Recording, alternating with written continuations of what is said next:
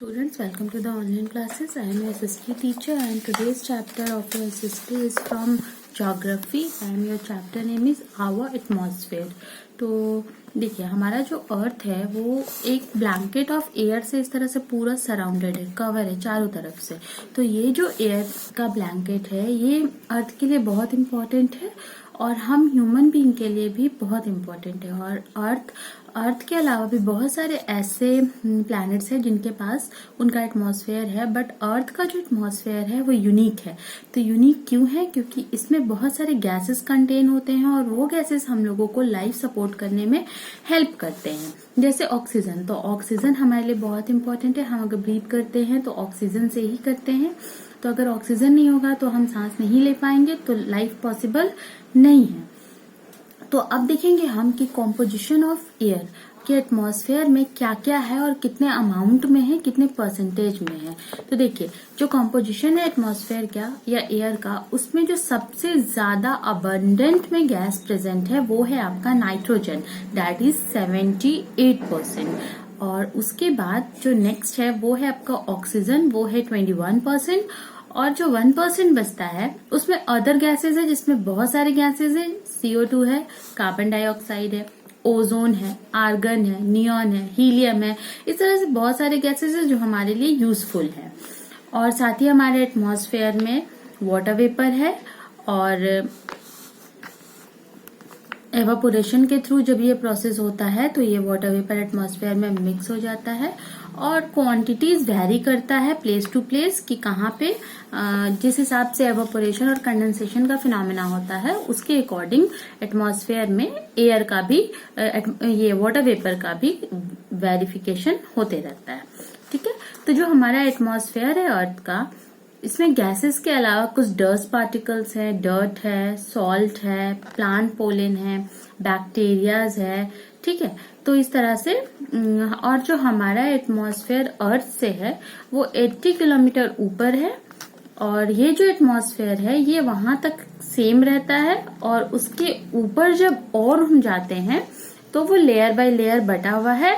और इस तरह से क्या होता है, ऑक्सीजन और जितना हम ऊपर जाएंगे एटमॉस्फेयर के लेयर्स में तो 80 किलोमीटर तक तो सब ठीक ठाक है, इक्वल रहता है। लेकिन जैसे जैसे हम और ऊपर बढ़ते हैं तो क्या होता है कि जो ऑक्सीजन और नाइट्रोजन का जो लेवल है वो धीरे धीरे डिक्रीज होने लगता है और जो लाइट गैसेस है यानी हाइड्रोजन, हीलियम, ये सब ऊपर में ज्यादा बढ़ने लगते हैं। तो जो नेक्स्ट टॉपिक है significance of the atmosphere, and this is very very important topic of your chapter कि हमारा जो एटमॉस्फेयर है उसका क्या इंपॉर्टेंस है। तो देखिए Our atmosphere plays a crucial role in the sustaining different forms of life. अलग अलग फॉर्म्स जो लाइफ का है उसको सस्टेन करने के लिए बहुत ही इम्पोर्टेंट रोल प्ले करता है। तो जो एडवांटेजेस है एटमॉस्फेयर का या इम्पोर्टेंस है उसको हम वन बाय वन देखेंगे। तो पहला है ऑक्सीजन। ऑक्सीजन जिसका इम्पोर्टेंट कंपोनेंट है एटमॉस्फेयर का, जो हम लोगों को लाइफ सस्टेन करने में हेल्प करता है।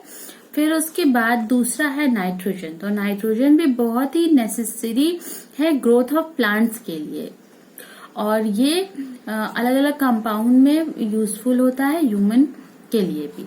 फिर नेक्स्ट है CO2, कार्बन डाइऑक्साइड। तो कार्बन डाइऑक्साइड का काम है प्लांट ऑब्जर्व करते हैं और ये प्लांट ऑब्जर्व करके अपना फूड बनाते हैं फोटोसिंथेसिस से। आपको पता है फोटोसिंथेसिस का प्रोसेस, ठीक है। तो ये क्या करता है, साथ ही अर्थ के टेम्परेचर को भी ऑब्जर्व कर लेता है, हीट को रेडिएट होने नहीं देता है और ये ग्रीन हाउस इफेक्ट को भी हेल्प करता है।